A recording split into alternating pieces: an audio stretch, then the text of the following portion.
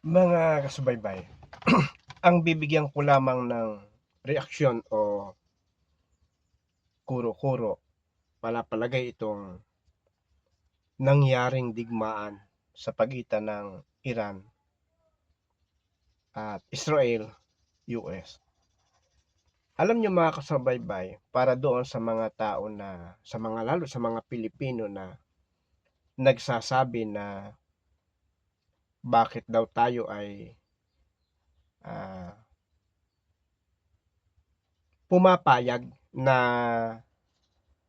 ang Amerika ay maglagay ng mga base militar o mga armas dito sa ating bansa. Ang pinupunto nga nila, sa halip na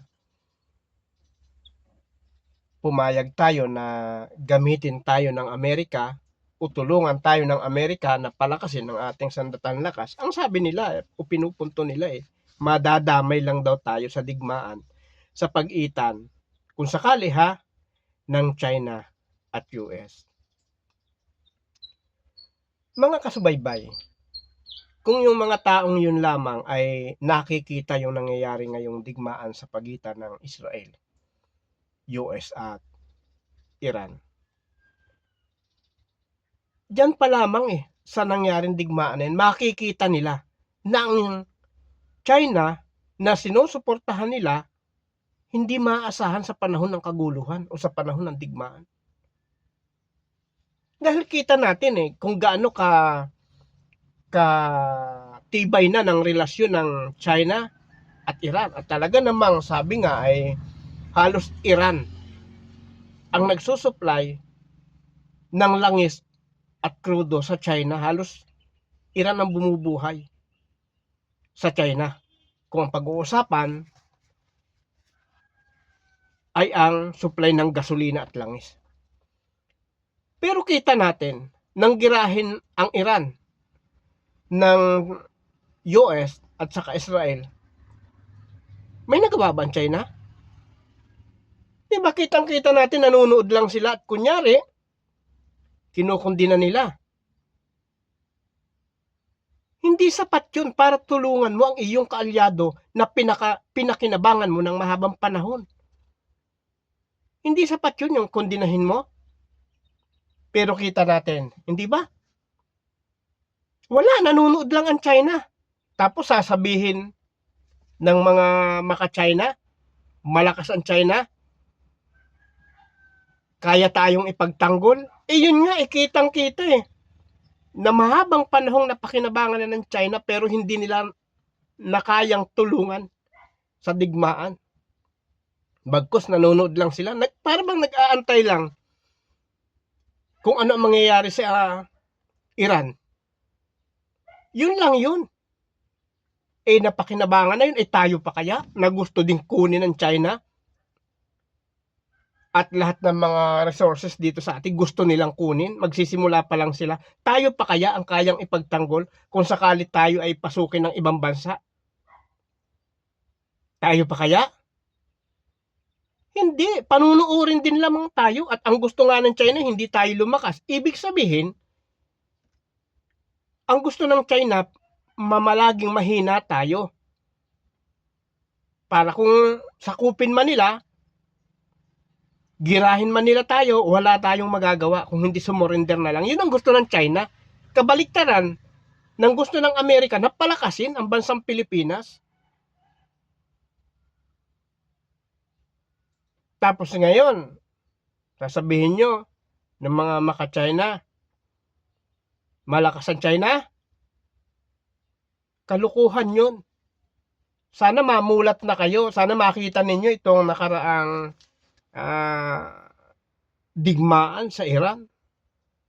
Hindi pa nga nakaraan yan. Hindi pa natin sigurado kung matitigil na o mahihinto na yung labanan na yan Hindi ba? Kung durugin ng Israel at ng US, anong ginagawa ng China at Russia? Nakapanood lang. Tapos yung mga maka-China, sasabihin nyo, aasa kayo sa China? Malakas ang China? O ngayon, pamukha ang ipinakita sa inyo, walang kakayanan ng China na magkipagsabayan sa digmaan. Wala. Hindi ba kayo namumulat? Mga maka-China? Hindi ko alam kung sadya na lang kayong pumipikit ang mata at patuloy paulit-ulit lang na binibigyan ninyo ng katuwiran yung sarili nyong gusto lamang na pang sarili lamang. Yun lang yun. Maglulukuhan pa ba naman tayo sa tatanda na nating ito? Hindi ba? O nasa nang ipinagmamalaki nyo ho, yung mga senador dyan? Tsaka yung isa dyang talaga naman lantaran kung sumuporta sa China. Kilala na ninyo yun. Bagamat sabi ko nga nung mga nakaraan hindi ako sumusuporta sa pangalan kung hindi dun sa ginagawa na mabuti para sa bansa. Pero kung ang ginagawa mo ay para sa ibang bansa, bakit kita susuportahan? Napakabugo ko naman na nun. Kung ang layunin mo para sa ibang bansa, Pilipino ka, paano ka susuportahan? Napakalaking kalokohan yun. Isipin nyo mga kasubaybay. Ito, leksyon na ito Pamukhaan na ito na pinakikita sa kanila ng digmaang ito. Yung sinasabi nilang maaasahan ng China, wala na. Pamukhaan na Ano pang ipipilit nyo? Ang gusto nyo, isurrender na lang ang ating bansa sa China? Huwag na lang tayong umimi kahit anong gawin ng China? Kahit anong gawin nila, kahit anong gustuhin nila. Lahat ng teritoryo natin, kunin na ninyo. Parang ganun ang gusto nyo sabihin. Isipin mong kalokohan nyo yan. Para bang pinamamayagpag pa ninyo na kayo ay lubos na sumusuporta sa China. Hindi ko malaman sa inyo kung anong tuktok meron kayo bilang isang Pilipino. Wala sa Pilipino ang inyong malasakit. Wala sa bayan natin. Wala sa Pilipinas. Nasa ibang lahi ang malasakit nyo. Yun lang yun. Sana mapanood to ng maraming mga Pilipino, lalo pa dun sa mga tao na may malasakit sa bayan. Yung ang puso nila ay talagang sa Pilipinas. Sana mapanood to.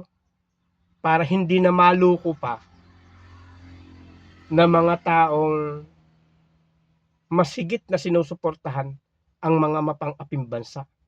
Mapanakop. Sana mapanood to. Mga kasubaybay, alam niyo ang inyong kasubaybay, bagamat ang tinatalakay ko ay mga nakikita ng inyong kasubaybay na mga maling sistema ng mga nasa gobyerno. Kasi katulad nga ng may nagsasabi nga bakit daw ang tinitira ko lahat. Kaya nga sabi ko dun sa taong nagsabi sa akin ng gano'n, nagsasabi na bakit lahat? Alam na natin, nating lahat, na ang bawat tao may karapatang sumubaybay. Yung pagsusubaybay, parang ikaw ay mata. At nakikita mo ang lahat ng mga nangyayari sa ating bansa, mga ginagawa ng nasa gobyerno na mali, mga ginagawa na tama, dapat lahat makita mo yan. Kaya nga ang title ng aking YouTube channel, Subaybay Wala akong pinipili.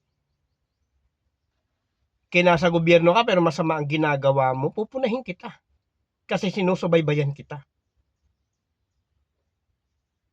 Tama ang ginagawa mo, ipahahayag ko. Tama ang ginagawa mo kasi subaybay nga Nakasubaybay ang inyong kasubaybay sa lahat ng mga ginagawa nyo. At yung karapatan ng bawat Pilipino. Ginagamit ko lang yun. At saka pala bago mahuli ang lahat, bago matapos ang video to, may nagpapa-shoutout sa akin. Si Phil Morales Manato, shoutout sa inyo at sa inyong buong pamilya. Gayon din naman shoutout kay Louie Morales ng Antipolo. Ganon din kay Jacqueline ng Antipolo din.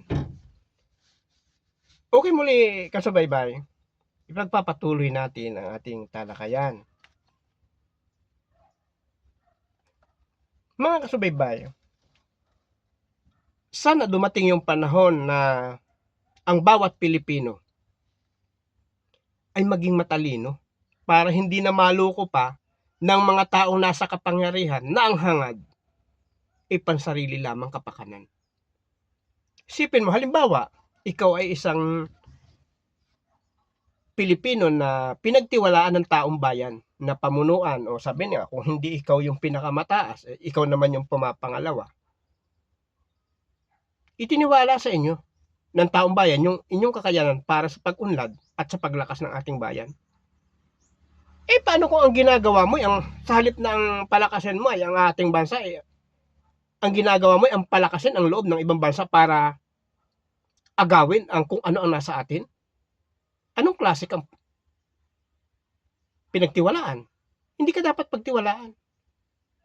Dapat sa iyo, ang ginagawa mo, sapagkat ikaw ay nariyan, pinagtiwalaan ka nga ng taong bayan, ha? Gawin mo lahat ng mabuti at sa ikabubuti ng ating bansa, sa ikauunlad ng bawat Pilipino. Hindi yun ang nakikita sa iyo. Anong ginagawa mo? Sa ikababagsak ng ating bayan. Bakit? Isipin mo ba naman, hindi mo naman pwedeng maitanggi Para bang sabi nga sa ibang salita, parang hagom na hagom ka sa kapangyarihan, sa pinakamataas na kapangyarihan. Kaya, hindi mo kayang antayin yung tamang panahon na ipagkaloob sa iyo ng taong bayan. Yung kapangyarihang hinahangad mo. Lahat ginagamit mo para maloko mo ang taong bayan. Sana sa susunod na halalan, sa 2028, alam ko, presidential election ang 2028, sana maging matalino na ang bawat Pilipino. Sana hindi na kayang bulahin ng mga taong nambobola lamang para sa kanilang sariling kapakanan. Sana. Muli mga kasubaybay,